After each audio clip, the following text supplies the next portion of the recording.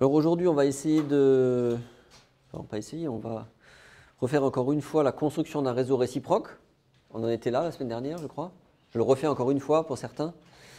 Et on va le filmer aujourd'hui. Je vous rappelle, hein, parce que c'est peut-être un peu surprenant pour vous, mon but c'est que vous ayez tous 20 à l'examen. Là, je serai content, je pourrai prendre ma retraite. Le jour où tous les étudiants d'une promo auront 20. Mais 20, vraiment 20, c'est-à-dire avec un vrai examen de leur niveau, niveau master. Ça veut dire que j'aurai très bien fait mon travail d'enseignant et vous aurez très bien fait votre travail d'élève, d'étudiant. Et normalement, la combinaison des deux, ça va donner, je donne un bon sujet de niveau master et vous le réussissez parfaitement bien et tout le monde a 20. Ça, c'est mon vrai objectif. Et je suis très triste quand tout le monde n'a pas 20. Donc nous avions, c'était le cas de l'iode, qui cristallise dans le groupe spatial BMAB. Donc le mode de réseau, ici, je mets carrément tout le groupe, BMAB. Alors je proposais de représenter le réseau réciproque, et donc le réseau direct, en projection sur le plan AC, c'est bien ça. Alors si c'est un mode de réseau B, ça veut dire, on regarde que les nœuds là, d'accord? C'est ça qui nous intéresse.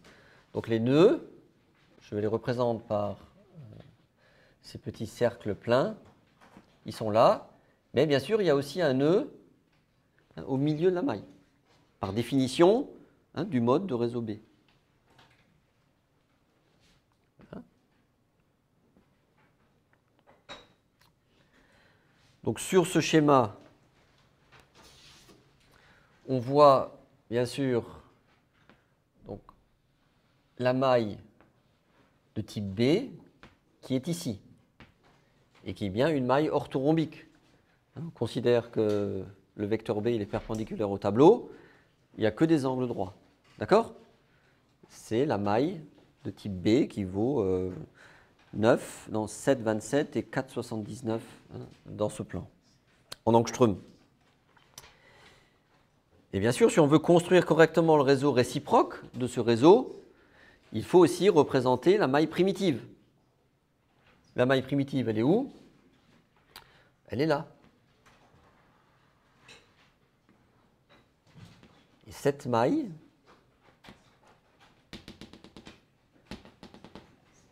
c'est quoi sa symétrie? Elle est forcément plus faible, parce que sinon ça ne serait pas un réseau de Bravais. Elle est monoclinique. Parce que vous voyez que cette fois-ci, l'angle ici, entre ce qu'on va appeler, par exemple, A, on va l'appeler comment? 1, et C1, cet angle-là n'est plus droit. Donc, le réseau primitif, bien sûr, est monoclinique, mais il contient un seul nœud par maille, alors que notre réseau, alors on va le mettre plutôt, on va le redessiner ici, notre réseau orthorhombique avec mode de réseau B, lui, contient 2 nœuds par maille, d'accord? Je les représente un peu plus gros en bleu, là et là. Donc ici, on va l'appeler A, simplement, et lui, C. Donc, je répète, la maille primitive, c'est A1, C1. On n'a pas besoin de représenter B1, d'accord? B, ça ne change pas. B1 et B sont confondus, perpendiculaires au tableau. Et ensuite, nous avons la maille primitive qui contient 2 nœuds par maille, d'accord? Il y a un nœud sur les sommets et il y a un nœud sur la face. Donc 2 nœuds par maille pour la maille primitive, pour la maille de Bravais, et un nœud par maille pour la maille primitive. Donc la proposition, si on veut dessiner correctement les réseaux réciproques, c'est de générer en fait le réseau primitif réciproque. Ça veut dire A1 étoile, C1 étoile. OK? Sur le même dessin, on peut déjà représenter les directions du réseau réciproque. On sait que perpendiculairement à C1, on va avoir donc une droite qui va partir à peu près comme ça, qui est perpendiculaire à C1 et qui sera donc la direction de A1 étoile, par définition du réseau réciproque. Vous vous souvenez? Et de la même manière, perpendiculairement à A1, vous aurez cette direction qui sera la direction donc de C1 étoile. Je l'écris comme ça. Et ici, A1 étoile. Voilà.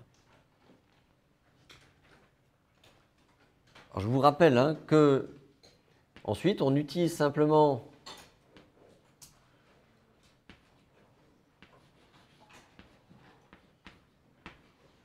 cette relation que le produit scalaire A1 fois A1 étoile est égal à 1. Et ça va nous permettre de calculer le module de A1 étoile. On voit bien par construction que le module de A1 et le module de C1 sont les mêmes. Donc, le module de A1 étoile et C1 étoile seront également les mêmes. Voilà. Alors, ça, c'est la direction d'A1 étoile. Maintenant, le module, vous pouvez faire le calcul que vous voulez, hein, mais après, vous faites une homothétie. On va mettre, par exemple, le point ici. Vous pouvez le mettre là, et l'autre apparaîtra là. D'accord ? Alors, si on fait la construction correctement, on voit que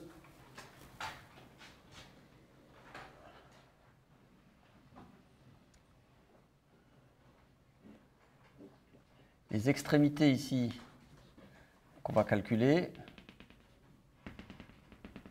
donc ça sera ici A1 étoile, et ici C1 étoile. Et donc je vais représenter, en insistant un tout petit peu, la génération des nœuds hein, dans ce réseau. Alors, je vais essayer de faire. On va en retrouver un par là, un par là, un par là. Donc les nœuds là que j'ai représentés sont les nœuds du réseau réciproque primitif, donc monoclinique. Vous voyez bien que l'angle entre A1 étoile et C1 étoile n'est pas un angle droit. C'est normal, hein. Quand on applique les règles du réseau réciproque, hein, le calcul réseau réciproque, réseau direct, on ne change pas la symétrie des mailles. Hein. Donc ici, nous avions une maille monoclinique, A1, C1. Donc A1 étoile, C1 étoile est monoclinique. Elle ressemble à ça. On l'a déjà fait, hein. Vous vous souvenez? Et maintenant, sur ce même schéma, on va représenter en utilisant le même formalisme et les mêmes homothéties l'autre réseau, c'est-à-dire A étoile, C étoile. Et quand on fait ça, eh bien, si on le fait correctement, d'un point de vue des directions, ça ne change pas, hein, puisqu'il y a déjà un angle droit entre A et C. Donc, C étoile sera comme ça, confondu avec C, A étoile sera comme ça. OK ? Et donc, par rapport à ce dessin-là, si vous faites le calcul correctement, vous voyez que les directions sont celles-ci hein, et celles-ci, c'est pour ça que je les ai déjà dessinées. Mais ce qui est très important de voir, c'est que maintenant l'extrémité, si vous faites le calcul, hein, et là faites-le, hein, donc ça dépend, le calcul on le fait avec cette formule-là, tout simplement.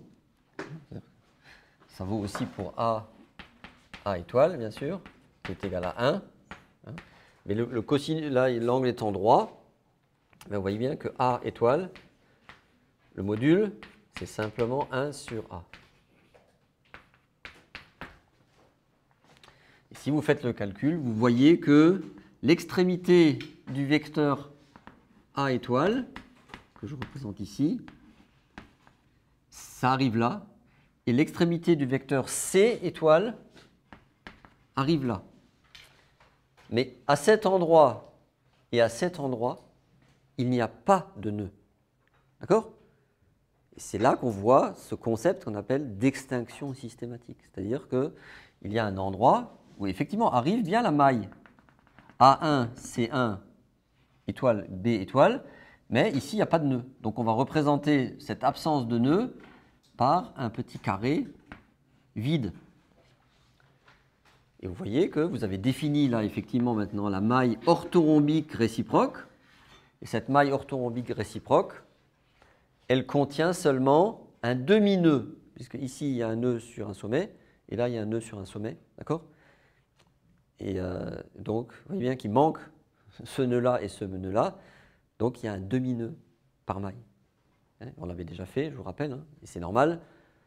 Tout est inversé. Dans le réseau direct, il y avait 2 nœuds par maille. et le nœud au milieu, dans le réseau réciproque, il n'y a plus qu'un demi-nœud. Vous vous souvenez de ça? Vous avez compris, mais ça, il faut faire les calculs, hein, si vous n'êtes pas convaincu que l'extrémité de A étoile arrive ici, et de C étoile ici, il faut faire les calculs. Vous prenez votre calculatrice et vous le faites. Mais d'un point de vue direction, je pense que c'est évident.